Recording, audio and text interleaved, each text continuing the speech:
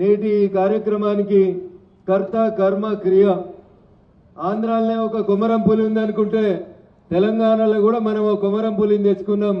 మల్కా కొమరయ్య గారు టీచర్స్ నుంచి ఎమ్మెల్సీగా పోటీ చేస్తున్నటువంటి మల్కా కొమరయ్య గారు ఎట్లయితే ఢిల్లీలో 12 సంవత్సరాల కేజ్రీవాల్ పాలనకి చరమగీతం పాడినరో ఈడ కేసీఆర్ పాలనకి చరమగీతం పాడి వచ్చిన కాంగ్రెస్ మార్పు తెస్తాం అంటే ఏం మార్పు వచ్చిందో మా రిటైర్డ్ అయినటువంటి ప్రభుత్వ ఉద్యోగులు ఆలోచించాలి.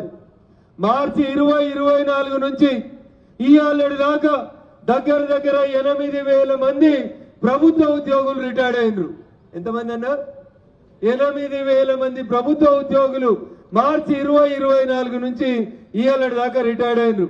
టీచర్ ఉండొచ్చు, లెక్చరర్ ఉండొచ్చు, ఇంకే రకమైనటువంటి ప్రభుత్వ ఉద్యోగైనా కొలువు చేసేటప్పుడు నెలకింత పైసలు దాచిపెట్టుకుంటే పిఎఫ్ రూపంలోనో గ్రాట్యుటీ రూపంలోనో రిటైర్డ్ అయినాక వస్తే బాగుపడతాం, కుటుంబాన్ని ఆదుకుంటామని దాచిపెట్టుకున్న 8,000 మంది సుమారు ఉద్యోగస్తుల దాచిపెట్టుకున్న పైసలు ఈయన ఇత్తలేడు. ఎవరు? రేవంత్ రెడ్డి మాటలు గట్టిగా చెప్తాడు, ఢిల్లీకి పోయి చేతులు విసుకుంటే చెప్పిండు నాకు రాహుల్కి సంబంధాలు మంచిగున్నాయని. మనం చెప్పినామా బాగలేవని? దొంగ అంటే భుజాలు తడుముకున్నట్టు ఉన్నది.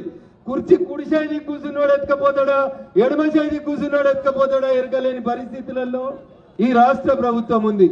14 నెలలలో 8,000 మంది ప్రభుత్వ ఉద్యోగులు రిటైర్డ్ అయితే ఒక్కలకు కూడా పెన్షన్ లేదు, గ్రాట్యుటీ లేదు, వాళ్ళు దాచుకున్న పైసలు వాళ్ళకి ఇచ్చేటువంటి పరిస్థితి లేదు.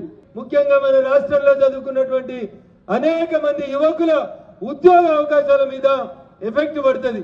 కాబట్టి దయించి గ్రాడ్యుయేట్ పెద్దలందరూ కూడా ఆలోచించుండ్రి.